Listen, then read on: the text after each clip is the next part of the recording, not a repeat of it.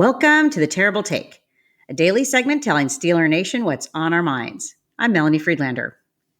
It was back in 2018 when Steelers head coach Mike Tomlin famously explained, "We need volunteers, not hostages," when asked about Le'Veon Bell, who sat out the season instead of playing on the franchise tag. Who would have thought that philosophy would now apply to their former first-round draft pick, quarterback Kenny Pickett? And yet, here we are, after a week of crazy free agency action.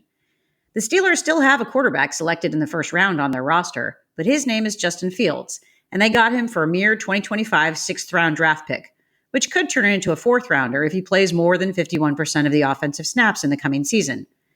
But he probably won't see that much playing time because Fields will be the backup to the newly signed Super Bowl champion and 9-time Pro Bowler quarterback Russell Wilson. And Kenny Pickett has been sent to the Philadelphia Eagles after requesting a trade, where he will have no chance to compete to be the starter. How did it all go so horribly wrong?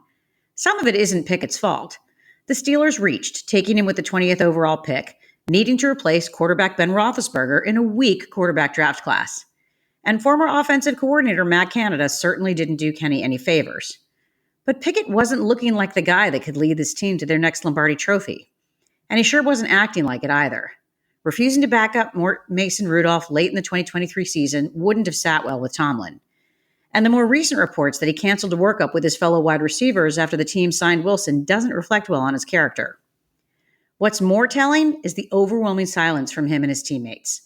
Sure, what happens in front of the press and on social media isn't always the truest view of what goes on in the locker room. But unlike Fields, who posted a gracious farewell on Twitter, whose team was vocal about wanting to move on from him, Pickett's farewell comments on Instagram made no mention of the Steelers, the players, or the fans. And there hasn't been any public support from his teammates, wishing him well with his new team.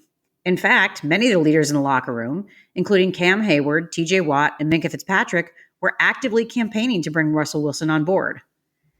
The NFL has always been the "what have you done for me lately" league. And when it comes to Kenny Pickett, the Steelers won't have to care anymore.